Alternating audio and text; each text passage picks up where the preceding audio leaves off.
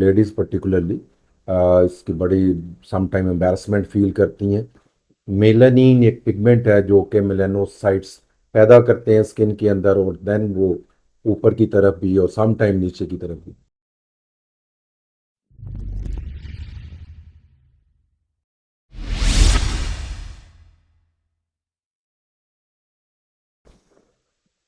बिस्मिल्लाहिर्रहमानिर्रहीम नहमदु व नसल्ली अला रसूलिल करीम, अम्मा बाद। अस्सलाम वालेकुम व्यूअर्स, मैं डॉक्टर हारून रशीद हूँ। मैं माहिर अमराज़ जिल्द हूँ और एक एस्थेटिक फिजिशियन हूँ।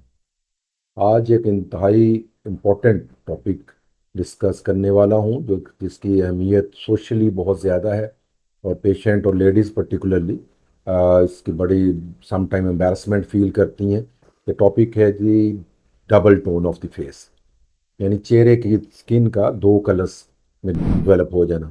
कहीं से वो पिगमेंटेड है, कहीं से वो लेस पिगमेंटेड है, कहीं से नॉर्मल है, कहीं से थोड़ा बहुत पिगमेंटेशन हो गई है। तो जनरली ये देखा जाए तो पिगमेंटेशन बेसिकली इंसान की, मेलानिन एक पिगमेंट है जो कि मेलानोसाइट्स पैदा करते हैं स्किन के अंदर, और देन वो ऊपर की तरफ भी और सम टाइम नीचे की तरफ भी। तो ये मूव करते हैं मेलानोसोम की शक्ल में, और ऊपर स्किन की ऊपर वाली लेयर एपिडर्मिस में आके फैलते हैं और आपके स्किन का कलर बनाते हैं। अब इसके ऊपर बहुत सारी जेनेटिक्स के डिपेंड करती है, क्योंकि ये इसमें जो एंजाइम इन्वॉल्व है या जो इसका रॉ मटेरियल इन्वॉल्व है, तो इसमें इस लेवल पे काफ़ी ज़्यादा जेनेटिक्स भी इसका रोल प्ले करती है। तो इस तरह से जेनेटिक्स चूंकि उस सारे मेलानिन सिंथेसिस के प्रोसेस में और उसकी रीडिस्ट्रीब्यूशन के प्रोसेस में एक्ट करती, तो इसकी स्किन डबल टोन डेवलप होने में भी जेनेटिक्स का लिहाजा एक अहम रोल है, एक बेसिक काज ये भी हो सकती है। सेकेंडली सन एक्सपोजर है जो कि हमारे मुल्क में काफ़ी ज़्यादा होता है, और हम लोग यूजली सन ब्लॉक यूज़ नहीं करते। तो ये एक इम्पोर्टेंट काज है कि मेलानिन सिंथेसिस जो है वो सन रेज के अंदर मौजूद अल्ट्रावायलेट रेज जो हैं, यूवीए है, यूवीबी है, और इवन जो विजिबल लाइट है उससे भी सम टाइम ये आपकी मेलानिन सिंथेसिस जो है, पिगमेंट जो आपको कलर दे रहा है, वो बनना ज़्यादा हो जाता है। सेकेंडली हार्मोनल रीजंस होती हैं, खासतौर पे लेडीज़ में some time during pregnancy melanocyte stimulating hormone secrete होता है, जिससे मुख्तलिफ बॉडी के एरियाज में पिगमेंटेशन का लेवल जो है वो ज़्यादा हो जाता है। तो फेस पे भी ऑब्वियसली वो एमएसएच जो हार्मोन है वो अपना रोल प्ले करता है और डबल टोन डेवलप कर देता है।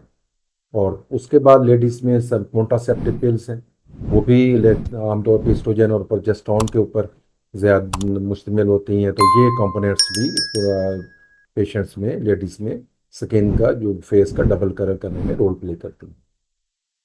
एक और है कि मीनोपाज जो है, जब लेडीज़ में मीनोपाज का पीरियड आ जाता है, पीरियड्स ख़त्म हो जाते हैं, उसके बाद HRT human replacement hormone replacement therapy जो है, इसका रोल आता है। और सम टाइम गायनेकोलॉजिस्ट जो हैं वो इसको प्रेस्क्राइब करते हैं, और ये मेडिसिन भी जनरली एस्ट्रोजन और प्रोजेस्टेरोन वगैरह पे डिपेंड करती हैं, उसके अंदर ये अज्जा पाए जाते हैं।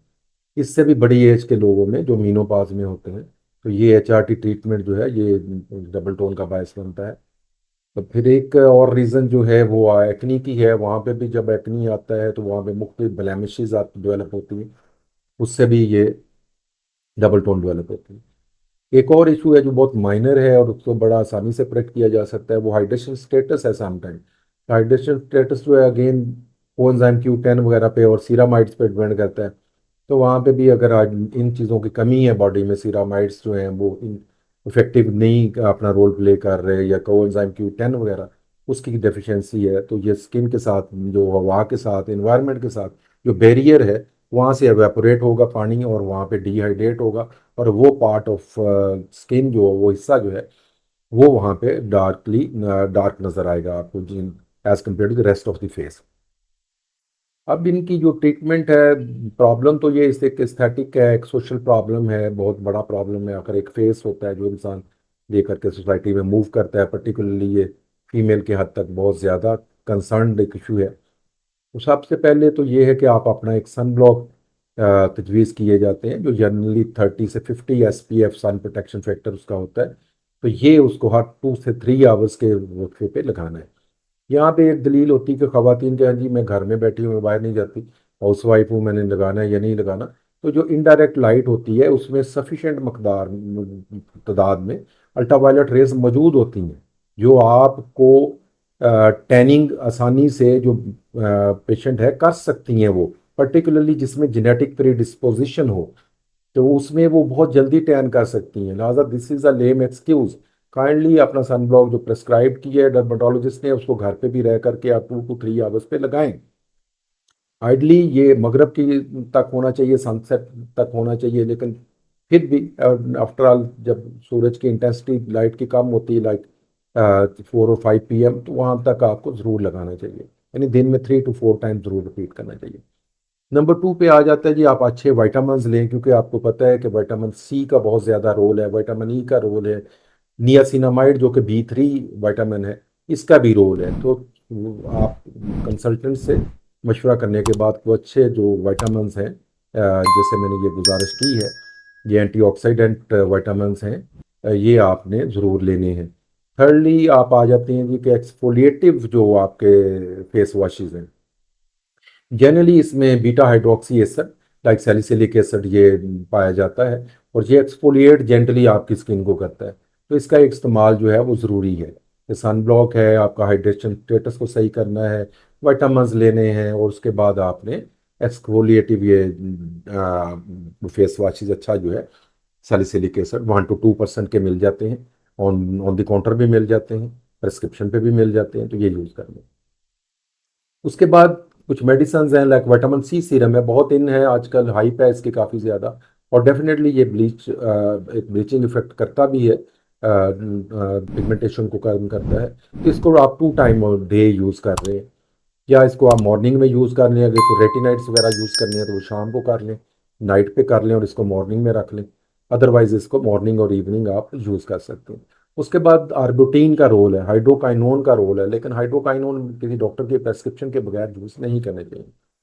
वो एक सर्टन पीरियड, लिमिटेड पीरियड के लिए यूज़ की जाती हैं। अल्फा आर्बुटीन है, ये मुख्तलिफ किस्म की बेरीज में पाई जाती है, तो ये लेकिन उनमें लो कंसंट्रेशन में होती है, लेकिन जो मेडिसिन में डाली जाती है वो यूजली 2% से लेकर के 5% तक ये क्रीम्स में आती है, तो वो आप यूज़ कर सकते हैं। इसी तरह विटामिन सी के डेरिवेटिव में लाइक मैप है, सैप है, सेफीवाइट है, ये वो कॉम्प्लेक्सेज हैं, ये वो मेडिसिन हैं जो ऑथेंटिक हैं, और ये वो आपकी पिगमेंटेशन को वहाँ पे रिड्यूस कर सकते हैं।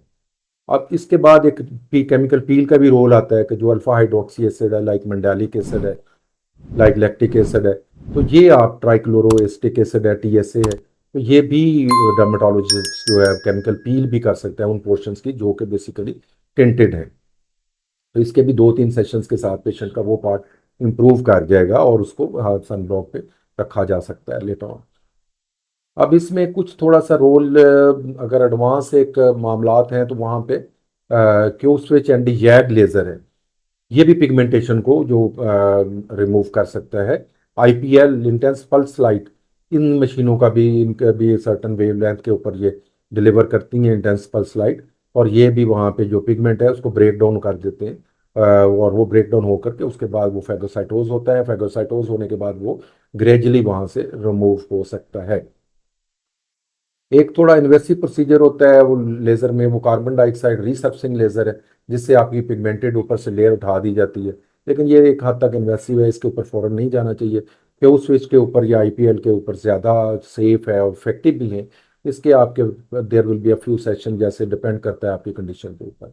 तो ये डबल टोन का जो मस इशू है, इसको मैंने काफ़ी levels, multiple levels of treatment उसके बताए, और इससे आप मज़ीद अवेयरनेस भी होती है, और फिर जा कर के आप डिस्कस करने के भी काबिल हो जाते हैं अपने डर्माटोलॉजिस्ट के, और अपना जो पिगमेंटेशन स्टेटस है या डबल टोन का स्टेटस है उसके मुताबिक जा कर के आप मेडिसिन भी ले सकते हैं, और जा कर के आप अपना प्रोसीजर भी डर्माटोलॉजिस्ट से करवा सकते हैं। Thank you very much for patient listening, और चैनल को सब्सक्राइब कीजिएगा, वीडियो को शेयर कीजिए, पब्लिक अवेयरनेस मैसेज है, लिहाजा काइंडली इसको आप आगे भी स्प्रेड करें।